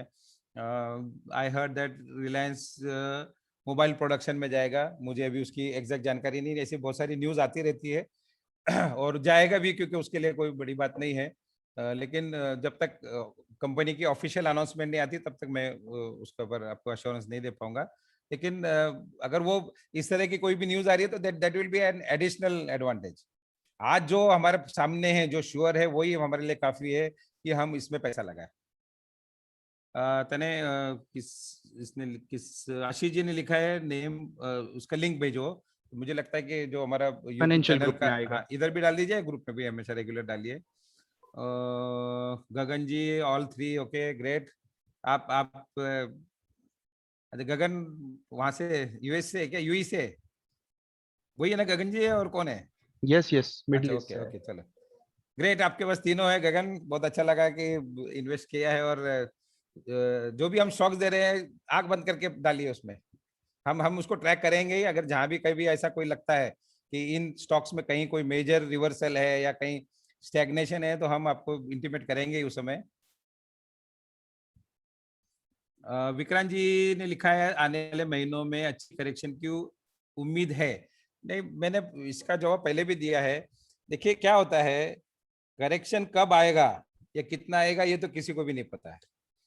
जब भी हम इन्वेस्ट करते हैं तो हमको ये समझ के ही चलना होता है कि मार्केट की 3 ही दिशा होती है, या तो ऊपर जाएगा या नीचे जाएगा या रेंज में रहेगा। 3 ही दिशा है, उसके अलावा कोई दिशा है ही नहीं। तो जब भी हम एंटर करते हैं तो ये तीनों सोच के ही एंटर करना होता है।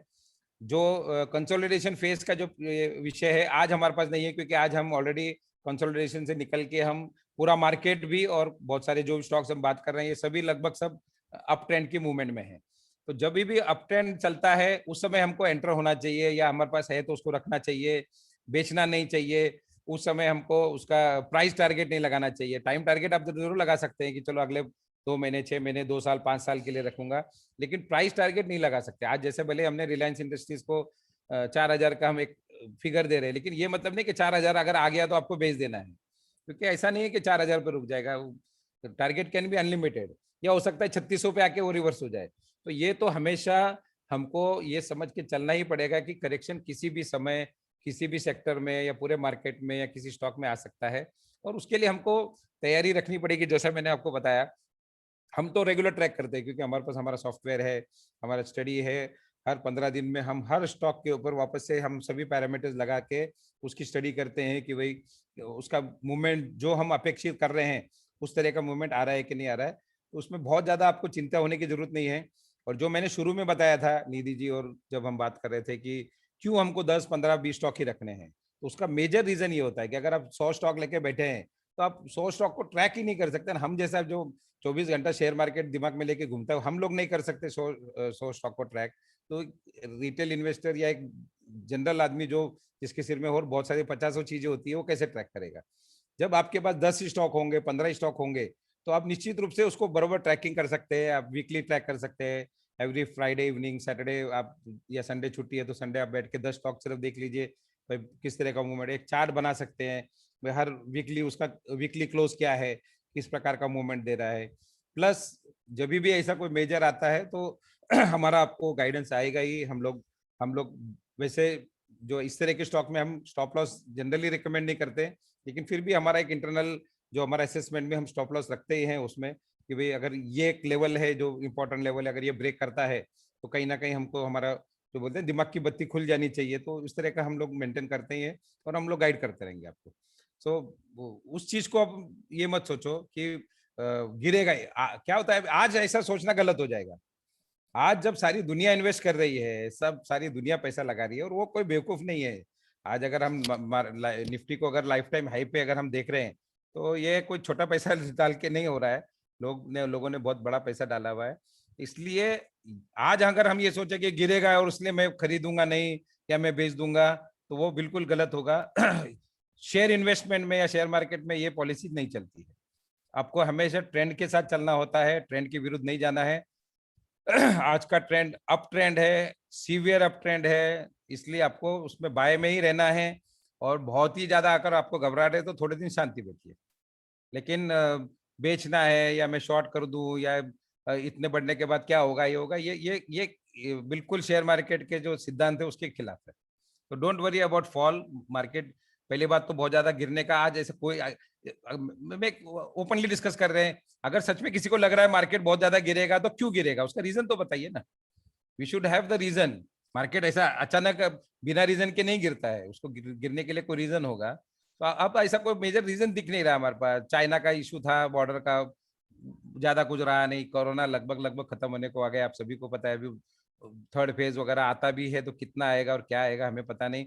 और तब तक अगर वैक्सीनेशन बहुत हाई लेवल पे चालू हो गया, जो कि गवर्नमेंट का ऑलरेडी पॉलिसी है कि हम दिसंबर तक मैक्सिमम वैक्सीनेशन कर देंगे, तो उसका असर वैसे भी बहुत कम हो जाएगा।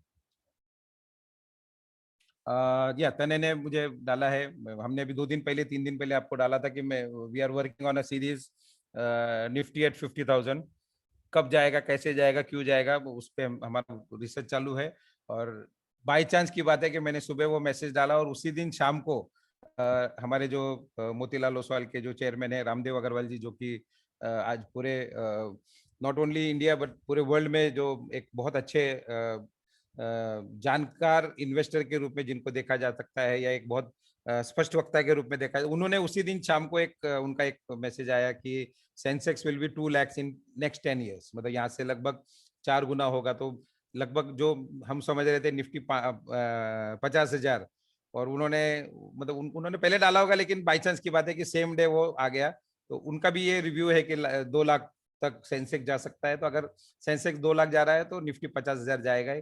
उन्होंने 10 साल का निकाला था, मैं डिस्क्लोज करता हूँ। हम 8 साल का कैलकुलेशन लगा रहे थे निफ्टी का 50,000 का, और उसके पीछे बहुत सारी रीजंस है। आने वाले समय में जब हमारा रिसर्च पूरा हो जाएगा वो भी आपके सामने रखेंगे। Okay, share market is the future. Suryavanshi ji, आपने बहुत बड़ा इन्वेस्टमेंट किया है, तो और निश्चित रूप से जब मैं आपसे बात करता हूँ मेरा भी कॉन्फिडेंस लेवल बढ़ जाता है, क्योंकि जिस ढंग से आप बिल्कुल एकदम पॉजिटिवली आप शेयर मार्केट को ले रहे हैं, ऐसा ही रखना है। There is nothing to worry, at least now. Yes, Ramdev ji को इंडिया का वॉरेन बफेट भी कहा जाता है, बट आप सभी जानते हैं उनके बारे में। अच्छा, यूट्यूब चैनल का तने आपको भेजेगा ये क्वेरी। सुनील जी बताइए। और ये 3 स्टॉक के बारे में अगर किसी का है तो पहले वो हम बात कर लें। किसी को भी कुछ भी क्वेरी है तो मेरा एक ही सीधा एक बोलना है, आइदर आप कन्विंस हो जाइए या दूसरे को कन्विंस कीजिए। अगर if you are convinced, okay, no problem at all. अगर आप अभी भी कन्विंस नहीं है कोई भी कारण से, we can discuss. I am open to discuss. मैं हर चीज का आपको जवाब दे रहा हूँ। अगर कुछ मेरे समझ में नहीं आ रही है, हो सकता है कुछ जानकारी मेरे पास नहीं हो, आपके पास हो, तो ये गिव एंड टेक है। उसमें कोई आपको उसमें शर्माने की बात नहीं है कि अरे मैंने ऐसा बोल दिया तो क्या होगा। सब अपने ही लोग हैं, and we can openly discuss anything. Ashish ji, yes.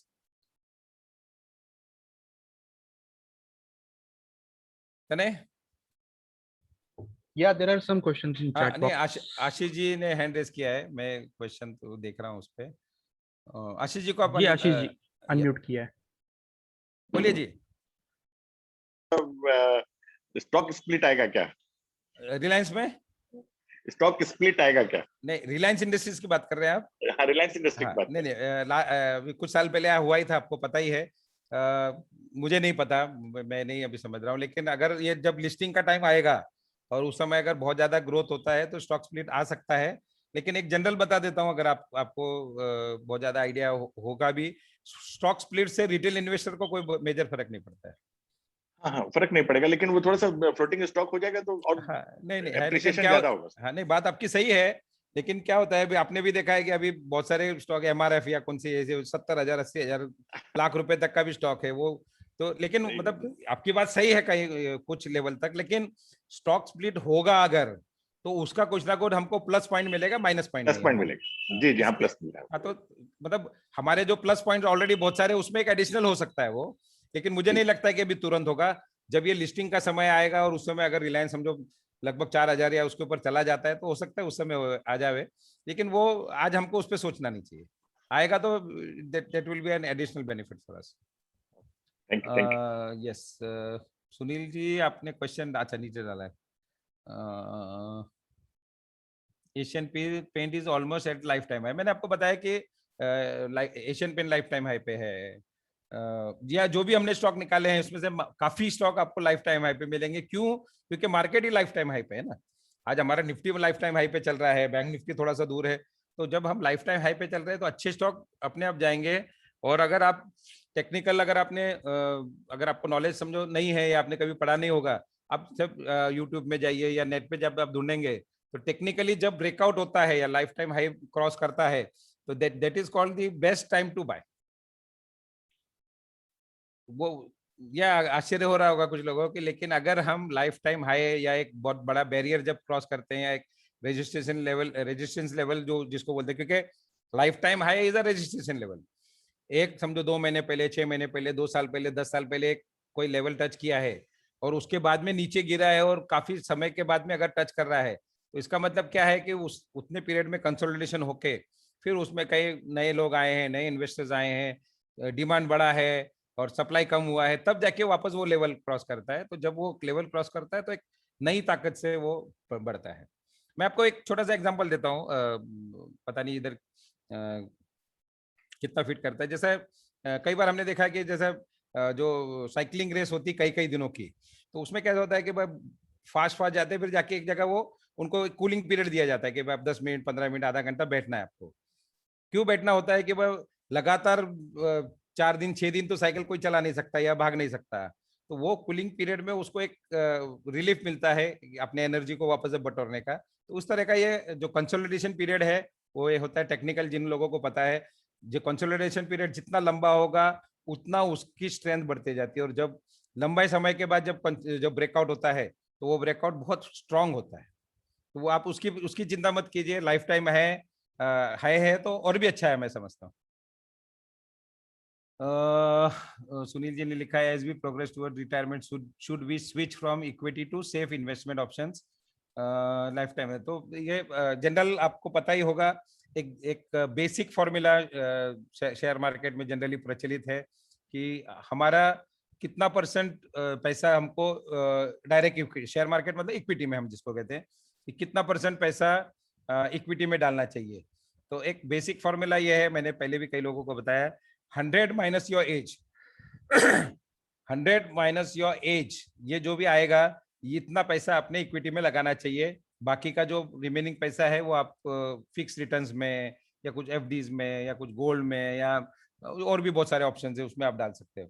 For example अगर कोई 40 साल का व्यक्ति है तो 100 माइनस 40 इज 60, तो 60% उसने शेयर मार्केट में लगाने में कोई दिक्कत नहीं है। ऐसे ही कोई 25 साल का है, जैसा भी संकेत ने हमसे बात की थी, वो बोला मैं 25 साल का हूँ, तो अगर वो 25 साल का है तो लगभग 75% इन्वेस्टमेंट उसका वो शेयर मार्केट में लगा सकता है। ऐसे ही कोई 60 साल का हो या 70 साल का हो, रिटायरमेंट के एज में आ चुका है, वैसे उसको धीरे धीरे अपनी इक्विटी का परसेंटेज कम करना चाहिए। इस फॉर्मूला के हिसाब से अगर कोई 60 इयर्स का है तो उसने सिर्फ 40% डायरेक्ट इक्विटी में, डायरेक्ट शेयर्स में लगाना चाहिए, बाकी 60% जो है वो सेफ इन्वेस्टमेंट में लगाना चाहिए। तो धीरे धीरे ये समय के हिसाब से अपने को आपको चेंज भी करना पड़ता है। कुछ पैसा आपको फिक्स रिटर्न में भले 7% 8% मिले तो भी रखना चाहिए। इमरजेंसीज के लिए हम हमेशा बोलते हैं कि जब आप ये करते हैं, असेसमेंट करते हैं, तो उसमें 10% 15% या 6 महीने का जो हमारा खर्चा है वो हमको एकदम इस तरह से रखना चाहिए कि जो जब चाहिए हमको इमीडिएटली मिल सके। तो एक क्वेश्चन आया था कि इन तीनों स्टॉक्स में हम अभी एंटर कर सकते हैं क्या? तो मैंने बार-बार बोला है, नहीं मैं वही बता रहा हूँ, अभी मतलब क्या है, आज मैंने बोल दिया है तो हम ये बोल रहे हैं कि इसको अपने लेना ही लेना है, लेना ही चाहिए। अब किस लेवल पे एंटर करना, मैंने उसको 2 बार आंसर दे दिया आपको। अगर आप 5 साल के लिए 10 साल के लिए इन्वेस्ट कर रहे हैं तो ये आज रिलायंस 2200 में लिया क्या 2100 में लिया क्या कितना फर्क पड़ने वाला है? हमको 2100 में मिला तो जरूर लेना चाहिए, 2000 में मिला तो और भी लेना चाहिए। लेकिन हम 2000 की राह देखेंगे और कल को 2000 आया ही नहीं, 2200 का 2400 हो गया, 2600 हो गया, 4000 होगा, क्या करोगे? अगर आपको किसी को भी ऐसा लग रहा है तो आप 50% अभी इन्वेस्ट कर लीजिए, 50% रखिए, देखते हैं। करेक्शन तो आता ही है मार्केट में, 100 200 300 पॉइंट इधर उधर होने वाला है। अगर किसी को ऐसा लग रहा है कि भाई नहीं मैं थोड़ा सा नीचे का लेवल देखना है, आप यू कैन इन्वेस्ट 50%, 2% अभी लीजिए, 2% बाद में ले सकते हैं अपन। यस, आई थिंक सबका हो गया। राकेश झुंझुनवाला का कुछ आपने भेजा है तने, आप ग्रुप में डाल देंगे तो मेरे ख्याल में सब तक पहुंच जाएगा। यस, मैंने एक सब लोगों से एक अनाउंसमेंट भी करना चाहता हूँ कि काफी सारे लोग ऐसे यहाँ जुड़े जो हमारे फाइनेंशियल ग्रुप में शायद नहीं थे। ओके, तो सभी पार्टिसिपेंट्स से एक बार बोल देता हूँ कि आपके फ्रेंड्स, फैमिली मेंबर्स, रिलेटिव जिनको भी आप मार्केट की नॉलेज देना चाहते हो तो आप उनको हमारे फाइनेंशियल ग्रुप में जुड़वा सकते हो। तो उनका नाम, उनका नंबर आप हमको व्हाट्सएप कर दीजिए, या हम आपको ग्रुप में एक हमारे ग्रुप का लिंक शेयर कर देंगे। ग्रुप में आप मुझे कांटेक्ट कर सकते हो, मैंने अपना नंबर दे दिया है। तो अपने- ज्यादा से ज्यादा लोगों को आप ग्रुप में जुड़वाइए ताकि वो नॉलेज और बढ़ सके। चलिए, अपने जो 8 फाइनेंशियल ग्रुप है ना, सब में डाल देना वो लिंक। तो वो लोग चाहे तो आगे आगे भेज सकते हैं उसको। Okay, any more question? कुछ भी, कोई इन 3 स्टॉक के अलावा भी अगर किसी को कोई पर्टिकुलर हो और अगर मैं जवाब दे पाऊं तो आई विल बी हैप्पी। मार्केट अच्छा रहेगा। मार्केट में अभी आज तो कम से कम आप मंदी का मत सोचो। आने वाले समय में जब भी ऐसा कोई माहौल होगा तो जरूर सोचेंगे हम लोग, लेकिन आज ऐसा कोई मेजर मंदी का नहीं लग रहा है। थोड़ा बहुत करेक्शन आता ही है, हमेशा रहेगा, उसी से तो मार्केट चलता है। तो वो करेक्शन निश्चित रूप से हम देख सकते हैं। जो बड़े इन्वेस्टर्स हैं जिनके 20-30 लाख 40 लाख रुपए के ऊपर के अगर पोर्टफोलियो है, मैं आपको सजेस्ट करूंगा इक्विटी के साथ में हम कुछ फ्यूचर्स भी लेके रख सकते हैं। उसमें उसी मार्जिन के ऊपर अपने को फ्यूचर्स मिलते हैं। पर्टिकुलरली निफ्टी और बैंक निफ्टी का फ्यूचर्स अगर आप हम थोड़ा सा M2M रख के अगर लेते हैं तो हमारे पोर्टफोलियो का रिटर्न जो है वो लगभग डबल हो जाता है। अगर हम यहाँ 15-20% यहाँ कमा रहे हैं तो 10-15%, 20% हम उसमें फ्यूचर्स में और एडिशनल उतने ही पैसे में कमा सकते हैं, उतने ही इन्वेस्टमेंट में, without any new investment. Central bank sir मैं अभी नहीं बता पाऊंगा, but I will note, let's see. तो क्या होता है कि थोड़ा सा हमारा विजन हम बहुत लिमिटेड रखते हैं। हजारों स्टॉक है, और मैंने पहले भी मैं बार बता रहा हूँ, ऐसा नहीं कि अच्छे नहीं है, लेकिन हम हमेशा, हमारा पॉलिसी रहता है कि जब मैं किसी को दे रहा हूँ और किसी अपने को अगर मैं कुछ चीज लेने के लिए बोल रहा हूँ तो मैं क्यों ना उसको सबसे बेस्ट दूँ। So we are trying to make this portfolio in that way. लेकिन सेंट्रल बैंक बुरा नहीं होगा, लेकिन टेक्निकल मुझे मेरे सामने नहीं, इसलिए मैं नहीं बोलता हूँ। मारुति, किसी का प्रश्न है? मारुति, आपको कुछ देखने की जरूरत नहीं है, बिल्कुल बाय करना चाहिए, बिल्कुल आपके पास पोर्टफोलियो में रखना चाहिए। लास्ट वीक भी मैंने बोला था, उसके बाद में काफी अभी थोड़ी सी मूवमेंट भी आई है, लेकिन मारुति जरूर आप अपने पास रख सकते हैं। सुनील जी, फार्मा के ऊपर एक छोटा सा कमेंट मांग रहे कोई, फार्मा एंड केमिकल सेक्टर पे। मैंने लास्ट केमिकल, मेरा बिल्कुल स्टडी नहीं है, मैं केमिकल पे आज बिल्कुल नहीं बोलूंगा। इंडिविजुअल कोई केमिकल का स्टॉक किसी को चाहिए तो आप नाम दे दीजिए, मैं उसका आपको जवाब जरूर भेजूंगा। फार्मा में लास्ट वीक भी मैंने बहुत प्रिसाइजली बताया था, जो लोग उस समय नहीं थे मैं आपको बता दूं। फार्मा में एक बहुत बड़ा मूवमेंट आ गया है। एक जो ये जो कोरोना का जो भी एक ये था, ये फेज, क्योंकि मार्केट आगे चलता है हमेशा, आज के समय से फार्मा का मूवमेंट लगभग आ चुका है, ऐसा हम समझ रहे हैं। अब इसके बाद में क्या होगा कि अभी न्यूज बेस्ड चलेगा, अभी वो ब्रॉड बेस्ड नहीं चलेगा कि भाई सभी भाग रहे हैं।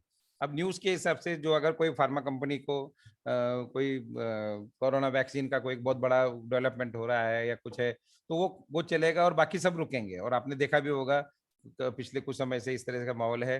सो आज के तारीख में फार्मा कंपनी में नया एंट्री करने के लिए मैं तो बिल्कुल इच्छुक नहीं हूं। अगर मेरा पैसा है तो मैं बिल्कुल नहीं डालूंगा फार्मा में। या न्यूज बेस के हिसाब से आप शॉर्ट टर्म डाल सकते हैं, मतलब फार्मा में आप ऐसा नहीं डाल सकते कि लेके डाल दिया हमने 5 साल 10 साल के लिए। इसलिए हमने हमारे इसमें बहुत ज्यादा उसको वेटेज नहीं दिया है। हाँ, न्यूज अगर कोई आता है और वो न्यूज के हिसाब से आप एंटर करते हो तो उसमें मूवमेंट मिलेगा, बट लॉन्ग टर्म के लिए आई डोंट रिकमेंड फार्मा। एक क्वेश्चन सब लोगों से पूछना चाहते हैं कि तीनों स्टॉक जो आज डिस्कस हुए, तो इसमें से कौन कौन आज इंटरेस्टेड है स्टॉक लेने में, या कौन कौन कन्विंस हुए, वो चैट बॉक्स पे बताइए। नहीं, मेरे ख्याल में लगभग सबने डाला है। नहीं, see I will be very frank, हमारे पास जो भी आज यहाँ पर हैं तो उसमें से कुछ लोग ऐसे भी हैं जो हमारे पास जिनका अकाउंट नहीं है, लेकिन हमें उसका चिंता नहीं है। हम पहले से बोल रहे हैं, और जैसे थोड़ी देर पहले बताया था, हमने एक बहुत बड़ा मिशन लिया है। आज 3 या 4% लोग ही अपने देश में शेयर मार्केट की जानकारी रखते हैं बनने के बजाय इन्वेस्ट करते हैं। जानकारी रखने वाले तो और भी कम होंगे। तो आवर मिशन इज कि हम मतलब वो वापस डीप में नहीं जाता है। बहुत पैसा है शेयर मार्केट में, लेकिन हमको पता नहीं है, हम लोगों के मन में घबराहट है, हम लोगों के बाप दादाओं ने ऐसा दिमाग में भरा हुआ है कि ये जुआ है, ये इसमें बर्बाद हो जाते हैं, ये हो जाता है। तो इस वजह से लोगों को एजुकेट करना, ये हमने एक बहुत बड़ा मिशन लिया है और उस एजुकेशन के पर्पज से ये दे रहे हैं। अब वो आप लोगे नहीं लोगे तो आपको डिसाइड करना, आपका पैसा है। लेकिन अगर आप पर्टिकुलरली अगर लॉन्ग टर्म पोर्टफोलियो बना रहे हैं तो जरूर लेना चाहिए, ऐसा बोल देना। और भी आएंगे, बहुत सारे स्टॉक आएंगे, उसमें से भी आप चूज कर सकते हैं। इंश्योरेंस कंपनी आपने लिखा है, हमारे पास ऑलरेडी सभी इंश्योरेंस कंपनी, हम we are very very bullish, हमारे पास बास्केट है, बास्केट को हम प्रमोट कर रहे हैं, और हमारी इस लिस्ट में भी इंश्योरेंस कंपनी हमने भर भर के ली हुई है। We are very very very bullish on insurance sector. हम बार बार बोल रहे हैं, उसमें बिल्कुल डालना चाहिए अपने। ओके तने, कोई मेजर और नहीं है ऐसा मुझे लग रहा है, तो we can end this session. आप इसका रिकॉर्डिंग जितना जल्दी हो सके ग्रुप में डालिए, और सभी से रिक्वेस्ट है कि जो भी इसके आने वाले सीरीज है, आप भी जुड़िए। अपने जो आपके फ्रेंड सर्कल में कोई होगा जिनको शेयर मार्केट्स का थोड़ा बहुत नॉलेज है या जिनको इंटरेस्ट है, ऐसे लोगों को आप उसमें जोड़ते जाइए। आपको अच्छा लगेगा। कोई अगर हमारे वजह से, अगर आपके वजह से कोई आता है और वो उसको अगर एक अच्छा इन्वेस्टमेंट का ऑप्शन मिलेगा, वो 2 पैसा कमाएगा, तो हमेशा आपको भी याद रखेगा। तो अगेन थैंक यू जो हमारा टारगेट 40 था वो 44-45 लोग आ गए, तो मैं समझ रहा हूँ ठीक है। और ये जो वीडियो है ये अभी लाखों करोड़ों लोगों तक हम पहुंचाने के लिए हम हमारे प्रयत्न है, और निश्चित रूप से एक जनरल इन्वेस्ट करने वाले जो लोग हैं उनको इसका काफी फायदा होगा, ऐसा मैं समझता हूँ। थैंक यू वेरी मच तने, थैंक यू। बहुत बढ़िया ढंग से सब प्लानिंग हुआ है, तो नेक्स्ट सीरीज जैसा भी अपना प्लान आउट होगा लोगों को कवर कर देना। चलो good night. All right, good night. मैं मीटिंग एंड कर रहा हूँ। या थैंक यू, गुड नाइट।